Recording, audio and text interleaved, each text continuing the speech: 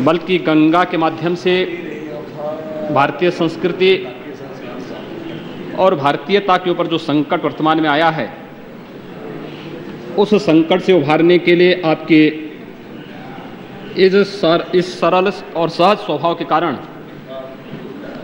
हम सबको भी एक नई ताकत प्राप्त हुई है।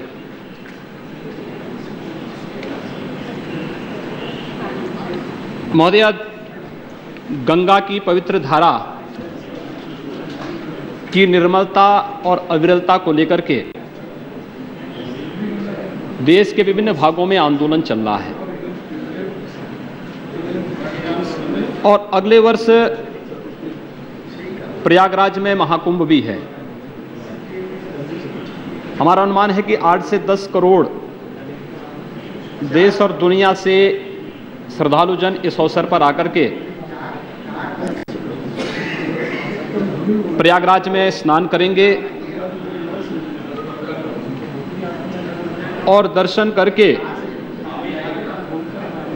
अपनी आस्था को तो प्रकट करेंगे ही, साथ साथ इस राष्ट्र की एकात्मता को मजबूती प्रदान करने में अपना योगदान भी देंगे। महोदय, पवित्र गंगा नदी और उसकी सहायक नदियों के जो वर्तमान स्थिति है, आप दिल्ली में यमुना जी की स्थिति को देखिए। मुझे दिल्ली से गोरखपुर अक्सर ट्रेन से जाने का अवसर प्राप्त होता है और रास्ते में जितनी भी नदियां मिलती हैं, उन सब की दुर्दशा को देख करके, जो नदी जल प्राकृतिक जल की एक शुद्ध धारा होकर के जीवन का एक आधार बन सकती थी, जीव और जगत के अस्तित्व का एक आधार बन सकता था, उसको आज अवैज्ञानिक और अनियोजित विकास ने एक गंदे नाले के रूप में बदल करके एक केवल भारत की नदी संस्कृति पर ही संकट नहीं खड़ा किया है, बल्कि इस राष्ट्र की संस्कृति पर और इस राष्ट्र के भविष्य पर भी एक गंभीर प्रश्न खड़ा किया है। और इसलिए प्रत्येक देशभक्त का, राष्ट्रभक्त का और प्रत्येक भारतीय का इससे चिंतित होना स्वाभाविक है, क्योंकि भारतीय मनीषा ने तो जल को जीवन का आधार माना है। लेकिन आज जीव और जगत के आधार इस जल को किस प्रकार से प्रदूषित कर दिया गया है। स्वाभाविक रूप से गंगा एक माध्यम हो सकता है। हम लोग देश के अंदर कहीं भी जाएंगे तो वहां के स्थानीय निवासियों ने अपने गांव की छोटी नदियों को भी गंगा का नाम देकर के उसकी पूजा लोग करते हैं। हमारे पूर्वी उत्तर प्रदेश और बिहार की एक बड़ी आबादी मॉरिशस में निवास करती है, उन्होंने वहां पे एक नदी का नाम गंगा रखा है, ताल का नाम गंगा के नाम पर रखा है। तो गंगा तो भारतीयता की प्रतीक बन गई और इसीलिए गंगा के खिलाफ किया जाने वाला कोई भी षड्यंत्र, कोई भी साजिश भारतीय संस्कृति के खिलाफ साजिश है, भारतीयता के खिलाफ साजिश है। और मुझे कभी कभी इकबाल की वह पंक्तियां याद आती हैं कि यूनान मिस्र रोमा मिट गए जहां से, सब मिट गए जहां से, कुछ बात है कि हस्ती मिटती नहीं हमारी। यूनान मिस्र और रोम ये भौगोलिक रूप से मिटे नहीं, उनकी संस्कृति मिटी थी और सैकड़ों वर्षों की गुलामी में जो कार्य विदेशी आक्रांता नहीं कर पाए, दुर्भाग्य से आज इस देश के अंदर विकास के नाम पर वह साजिश भारत की नदी संस्कृति, भारत की इन पवित्र नदियों के साथ षड्यंत्र करके, उनको अवरुद्ध करके, उस षड्यंत्र को एक अमली जामा पहनाने का जो प्रयास हो रहा है। इसलिए इस महत्वपूर्ण मुद्दे पर अगर देश के सदन, देश के संसद चर्चा नहीं करेगी और उसके समाधान का कोई ठोस रास्ता नहीं निकालेगी, तो मुझे नहीं लगता है कि किसी और से कोई उम्मीद की जा सकती है। और इसलिए मैं आपका हृदय से धन्यवाद देना चाहूंगा कि आपने इस महत्वपूर्ण मुद्दे को स्वीकार भी किया और स्वयं उपस्थित होकर के इसकी गंभीरता को और इस पूरी चर्चा को कोई ठोस नतीजे पर हम पहुंचे, इस दिशा से इस पर विचार करने के लिए आप स्वयं भी उपस्थित होकर के अपना मार्गदर्शन दे रही हैं। महोदय, सन 1985-86 में इस देश की गंगा नदी को प्रदूषण से मुक्त करने के लिए गंगा एक्शन प्लान की घोषणा हुई थी। लेकिन गंगा एक्शन प्लान, मुझे लगता है कि प्रथम और द्वितीय चरण में 1045 करोड़ रुपए खर्च हुए, लेकिन गंगा की धारा, गंगा एक्शन प्लान की परियोजना प्रारंभ होने से पहले जो जितना प्रदूषित थी, दूसरे चरण के तीसरे चरण के कार्य को संपन्न करने के बाद भी गंगा का प्रदूषण उससे ज्यादा आज है। और यह स्थिति यमुना नदी की भी है। दिल्ली में तो यमुना नदी बहुत सारे स्थानों पर,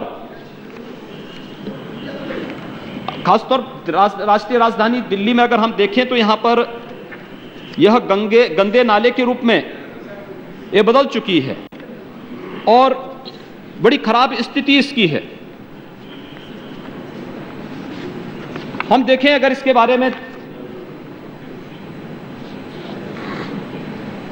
गंगा के बारे में ही इसी सदन में एक प्रश्न पूछा गया था और जिसमें माननीय मंत्री जी ने स्वयं इस बात को स्वीकार किया था, यानी गंगा एक्शन प्लान और यमुना एक्शन प्लान लागू होने के बाद की स्थितियां क्या हैं कि पहले और द्वितीय चरण के कार्य पूरे होने के बाद भी जो नदियों में सीवेज का गंदा पानी गिरता है उसमें 38,254 मिलियन लीटर प्रतिदिन जो अनुमानित सीवेज गिरता है उसमें से मात्र 11,787 मिलियन लीटर प्रतिदिन के ही ट्रीटमेंट की व्यवस्था है, बाकी की व्यवस्था नहीं। आखिर नदी शुद्ध रहेगी कैसे? हम ये सब जिम्मेदारियां राज्य प्रदेश के ऊपर डालना चाहती है कि ये प्रदेश की जिम्मेदारी है और प्रदेश की सरकारें धन का रोना रो करके अपनी जिम्मेदारियों से बचना चाहती हैं।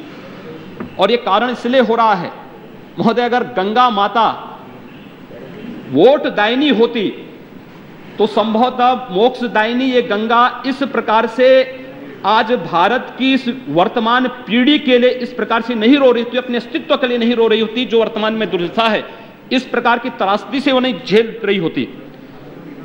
हम पूरे देश के अंदर देखेंगे तो देश का जो 40% सिंचित क्षेत्र है वो केवल गंगा का जो द्वाब है, गंगा जो क्षेत्र है, यही 40% सिंचित क्षेत्र पूरे देश के अंदर है और इसमें देश की लगभग 47% जनसंख्या निवास करती है। लेकिन उस सब के बावजूद आज तक कोई भी प्रभावी कार्रवाई नहीं हो पाई। गंगा एक्शन प्लान की जो घोषणाएं हुई थी जिसमें 270 परियोजनाएं बनी थी, उत्तर प्रदेश में 43, पश्चिमी बंगाल में 170, उत्तराखंड में 37, इसमें से कोई भी परियोजना आज तक पूरी नहीं हुई। और इसी प्रकार से इस देश के अंदर गंगा की अविरलता और निर्मलता के लिए जो आंदोलन हुए उसको लेकर के फरवरी 2009 में माननीय प्रधानमंत्री जी ने राष्ट्रीय गंगा नदी बेसिन प्राधिकरण का गठन किया।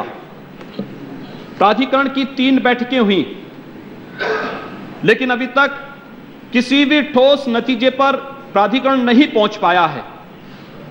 और इसी अकर्मण्यता के नाते पूरे देश के अंदर आंदोलन हो रहा है। वाराणसी में पिछले कई दिनों से भूख हड़ताल पर इस देश के धर्माचार्य बैठे हुए हैं, संतगण बैठे हुए हैं, आम जन बैठा हुआ है। लगातार भूख हड़ताल वाराणसी के अंदर चल रहा है, लेकिन कोई ठोस कार्य योजना अभी तक सरकार ने नहीं तैयार की है और सरकार उस पर करना भी नहीं चाहती है। कैग की रिपोर्ट की चर्चा माननीय रेवती रमन जी कर रहे थे और रेवती रमन जी जब इसकी चर्चा कर रहे थे, अभी यमुना सफाई की जो योजना है उसके बारे में कैग ने जो अपनी रिपोर्ट दी है उसमें भी उन्होंने इस बात को कहा कि 19 साल में 1300 करोड़ रुपए खर्च हुए, लेकिन नतीजा 0। केंद्र सरकार ने यह बात यमुना सफाई और सुप्रीम कोर्ट में दाखिल अपने जो ताजा उन्होंने शपथ पत्र दाखिल किया उसमें भी इस बात को कहा है। 18 वर्ष, और ये तब हो रहा महोदय, ये तब हो रहा है जब 18 वर्षों से माननीय उच्चतम न्यायालय यमुना सफाई की निगरानी स्वयं देख रही है। तब तो ये दुर्गति दिल्ली के अंदर यमुना जी की है। अन्य जगह क्या स्थिति होगी? कैग की रिपोर्ट महोदय और भी गंभीर संकट खतरे हम सबके सामने प्रस्तुत करता है कि 2011-12 में कैग ने उत्तर प्रदेश में कानपुर, गाजियाबाद और लखनऊ की परियोजनाओं को नाकाम बताया। गोमती, गंगा, हिडन के पानी को बीमारियों का एक अड्डा बताया। गाजियाबाद शहर की स्थिति अगर आप देखेंगे कि गाजियाबाद शहर में प्रतिदिन 290 मिलियन लीटर सीवर निकलता है, जिसमें से मात्र 129 मिलियन लीटर का ही शोधन की व्यवस्था है। बाकी जैसे है वैसे ही नदी में उड़ेल दिया जाता है। इसी प्रकार से लखनऊ शहर में 410 मिलियन लीटर सीवेज प्रतिदिन निकलता है, उसमें से 300 का ही शोधन की व्यवस्था है, बाकी 110 गोमती नदी में वैसे ही उड़ेल दिया जाता है। लखनऊ शहर के जो 26 नाले हैं, उन 26 नाले में केवल 9 में ही शोधन संयंत्र लगे हुए हैं। और केवल ये लखनऊ और गाजियाबाद का नहीं, गंगोत्री से लेकर के गंगा सागर तक या फिर गंगा की सहायक जितनी भी नदियां हैं, उन सभी नदियों के अंदर प्रदूषण की स्थिति इसी प्रकार से है।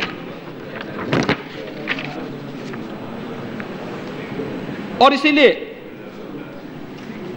जो देश के अंदर वर्तमान में आंदोलन चल रहा है मोदी, इसमें स्वाभाविक रूप से इस आंदोलन में आम जनता में भारी आक्रोश है। जो हम लोगों ने जब गंगा की सहायक नदियों के बारे में हम लोग देखते हैं, गंगा या गंगा की सहायक नदियों के वर्तमान के जो उसके प्रवाह को अवरुद्ध कर दिया गया है, या गंगा की निर्मलता और अविरलता के बारे में जो प्रश्न और जो शंकाएं उठ रही हैं, उसकी दो प्रमुख कारण हैं।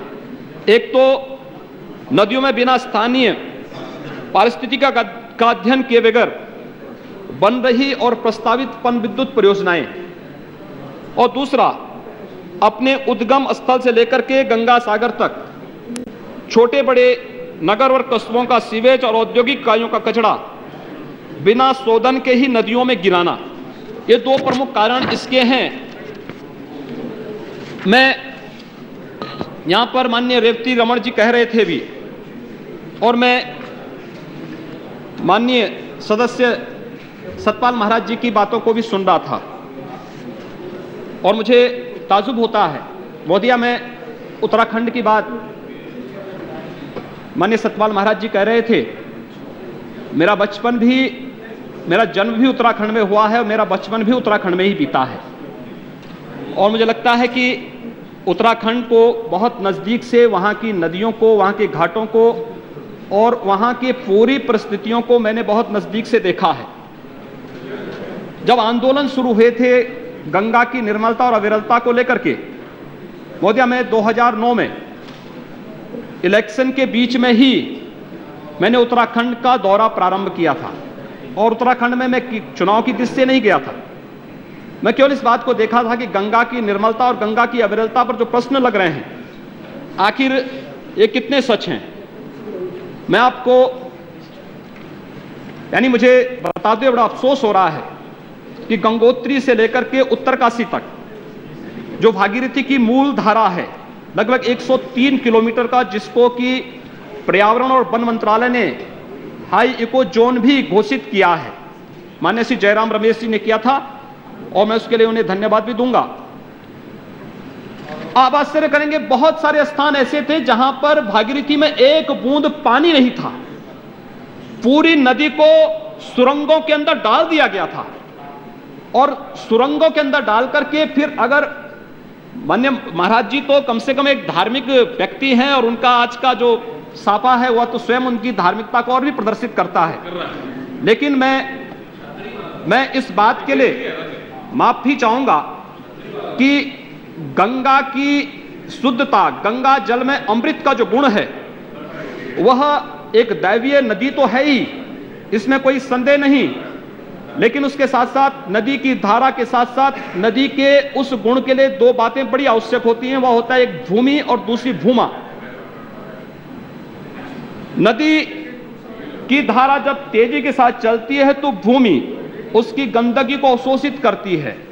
हम मां, धरती मां को मां अचानक नहीं कहते हैं, क्योंकि मां अपने बच्चे के साथ जिस प्रकार से बचपन से ही उसकी गंदगी के साथ किसी प्रकार का भेदभाव नहीं करती, यह धरती माता उस जल के साथ करती है।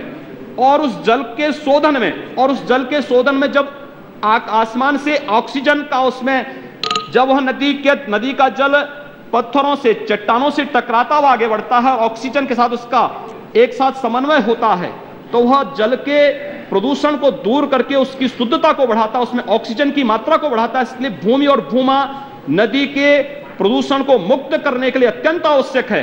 और लेकिन जब हम नदी को सुरंगों के अंदर डालने का प्रयास करते हैं तो हम भूमि से उसका संबंध तोड़ देते हैं और भूमा से भी उसका संबंध तोड़ देते हैं। वो स्वाभाविक रूप से प्रदूषित होगा ही होगा, और आज यही उत्तराखंड में हो रहा है। दूसरा, सुरंगों के अंदर पूरी गंगा को डाल दिया गया। भागीरथी में एक बूंद पानी नहीं, गंगा प्रदूषित होगी। दूसरा, बांध बनाए जा रहे हैं, एक बांध नहीं। मोदिया, कुछ बांधों की चर्चा यहां पर हुई। मैं बांधों की चर्चा अगर आप करूंगा, आपके सामने करूंगा, जो कार्यरत परियोजनाएं हैं उसमें से चिल्ला है, टिहरी की है, मनेरी भाली है नंबर 1, मनेरी भाली नंबर 2 और विष्णु प्रयाग, ये 5 परियोजनाएं कार्यरत। जो निर्माणाधीन परियोजनाएं हैं उनमें काली गंगा 1, काली गंगा 2, कोटेश्वर, कोटली भेल द्वितीय, कोटली भेल थर्ड, तपोवन, विष्णुगाड़, पाला मनेरी, मदमहेश्वर, लोहारी नागपाला, श्रीनगर, सिंगोली भटवाड़ी।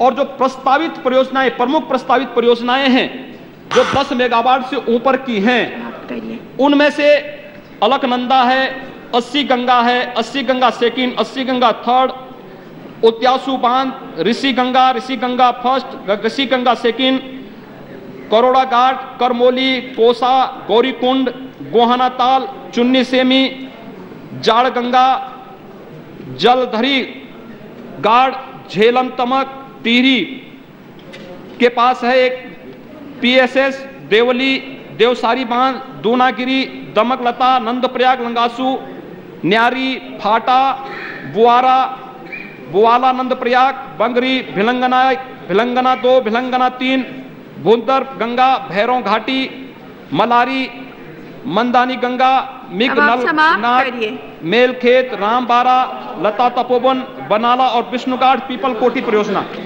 महोदय, इतनी परियोजनाएं प्रस्तावित हैं और ये तो कुछ मैंने 10 मेगावाट से ऊपर की बताई हैं। 350 अन्य प्रस्तावित परियोजनाएं हैं जिसको कि टेलीविजन चैनल ने एक बार दिखाया भी था कि किस प्रकार से उसमें भ्रष्टाचार है। यानी गंगा मैया को केवल उसके मायके में ही कैद करके, और ठीक कहा कोई रेवती रमन सिंह जी ने कि उसकी भ्रूण हत्या करने का प्रयास हो रहा है, इस देश की संस्कृति की भ्रूण हत्या करने का प्रयास हो रहा है, और विकास के नाम पर यह सब हो रहा है। और विकास के नाम पर इस प्रकार की स्थिति को बंद किया जाना चाहिए। और शरारत किस रूप में? महोदय, श्रीनगर के पास एक परियोजना बन रही है, धारी देवी प्रोजेक्ट श्रीनगर के पास। वहां पर सिद्ध देवी का स्थान है, धारी देवी। मैं तो उम्मीद करता था कि महाराज जी उसके बारे में बोलेंगे। 1986 में उस प्रोजेक्ट को स्वीकृति मिली थी और मात्र 63 मीटर ऊंचा उठाने के लिए मिला थी, लेकिन उनकी मनमानीपन देखिए, 95 मीटर उसको ऊंचा कर दिया गया। आसपास के दर्जनों गांव और सैकड़ों हेक्टेयर भूमि को उसमें डुबो दिया गया, और ऐतिहासिक सिद्ध धारी देवी के स्थान को भी डुबोने का साजिश हो रहा है। और जब इस मामले को यहां संसद में मैंने उठाया था तो महोदय, अगले दिन उसका प्रोजेक्ट का एक अधिकारी मेरे पास गोरखपुर में पहुंच गया था। मैंने कहा भी कैसे आए? तो उसने कहा कि मैं वहां से आया हूं। मैंने कहा क्या है, क्या मामला है? मैंने सुना उत्तराखंड का, उत्तराखंड मेरी जन्मभूमि है। तो आया, मैंने बड़े प्यार से बिठाया। उसने कहा मैं धारी देवी के प्रोजेक्ट से आया हूं, वहां पे कुछ बात करनी है। मैंने कहा क्या आप मुझसे बात करेंगे? उन्होंने कहा कि धारी देवी का जो प्रोजेक्ट हम चाहते हैं कि नदी को, उस स्थान को हम उठा करके ऊपर कहीं पिलर में ऊंचा उठा देंगे, ऊंचा उठा करके, और फिर स्थान तो वैसे पिंडी स्थापित होनी है धारी देवी की, उसमें कौन सी बात हो रही है? आप लोग आंदोलन बंद करवा दीजिए, हम लोग वहां पे जैसे लोग कहेंगे उस ढंग से वहां की योजनाओं को बना देते हैं। मैंने कहा यार मुझे एक बात बताइए, अगर तुम्हारे सिर को तुम्हारे धड़ से अलग करके तुम्हारे सिर को एक बड़े से डंडे में टांग करके खड़ा कर दिया जाए तो क्या यह कहा जाएगा कि तुम यही हो? तो उसने कहा कि क्या बात कर रहे हैं? मैंने कहा फिर यही बात है, वह स्थान धारी देवी का जो सिद्ध पीठ पिंडी है जिसकी पूजा होती है वो पूजा वहीं पर होगी, स्थान नहीं बदला जा सकता है। तुम अनावश्यक रूप से विकास के नाम पर यहाँ पर विनाश लाना चाहते हो, और इसलिए मैं आपसे अनुरोध करना चाहूंगा कि महोदय आंदोलन अचानक नहीं हो रहा है। योगी आदित्यनाथ जी, अब आपका समय समाप्त हो गया। आपकी पार्टी से और लोग भी है ना बोलने को। अंतिम मुद्दे पर मैं आ रहा हूँ, इसलिए महोदय मैं नहीं बोल पाएंगे फिर, आप समाप्त करिए, देखिए उनका समय ले रहे हैं। महोदय केवल मुझे ये कहना है कि जिस कार्य को अंग्रेज नहीं कर पाए थे, हरिद्वार में 1916 में अंग्रेजों ने गंगा की धारा को मोड़ने का, रोकने का प्रयास किया था, लेकिन उस समय देश के धर्माचार्यों ने आंदोलन किया था, देश के राजा महाराजाओं ने उस आंदोलन को सहयोग किया था, और पंडित मदन मोहन मालवीय जी के नेतृत्व में अंग्रेजों को बातचीत करने के लिए सामने आना पड़ा था, और यह तय हुआ था कि गंगा की अविरलता और गंगा की निर्मलता को बाधित नहीं किया जाएगा। लेकिन आज गंगा की अविरलता को, गंगा की निर्मलता को क्यों खंडित किया जा रहा है? क्या इसके पीछे साजिश नहीं है? और इसलिए मैं आपसे अनुरोध करना चाहूंगा कि महोदय, गंगा के कारण ही गंगोत्री से लेकर गंगा सागर तक जितने भी हमारे तीर्थ स्थल हैं, ये सारे के सारे तीर्थ स्थलों की महत्व गंगा के कारण है। गंगा नहीं रहेगी तो तीर्थ स्थल नहीं रहेंगे, भारत नहीं बचेगा, भारत की संस्कृति नहीं बचेगी। और इसलिए मैं आपसे अनुरोध करना चाहूंगा कि आज की जो स्थिति है, यह नदी केवल हमारे लिए जल का एक स्रोत मात्र नहीं है, अभी तो ये हमारा गहरा, कितना सुंदर बोल रही है, अब समाप्त कर दीजिए। मैं केवल अंतिम उसमें आ रहा हूं, बहुत लंबा, 1 मिनट का, 2 मिनट का समय दीजिए, मैं केवल 2 मिनट में, अंतिम 2 मिनट में मोदी, केवल ये नदी हमारे लिए केवल जल का एक स्रोत मात्र नहीं मैडम, अब तो इससे हमारा लंबा बोलने लगेंगे, एक आत्मीय संबंध है, यह हमारी आस्था है, हमारी संस्कृति है, हमारे जीवन और इस देश की आजीविका का आधार भी है। आज गंगा का अस्तित्व संकट में है, देश का धार्मिक जगत ही नहीं, देश का कृषि जगत भी इसके लिए आंदोलन कर रहा है, इसके खिलाफ लगातार आंदोलन हो रहे हैं। हम माननीय प्रधानमंत्री से इस संबंध में प्रभावी कदम उठाने की अपील करते हैं।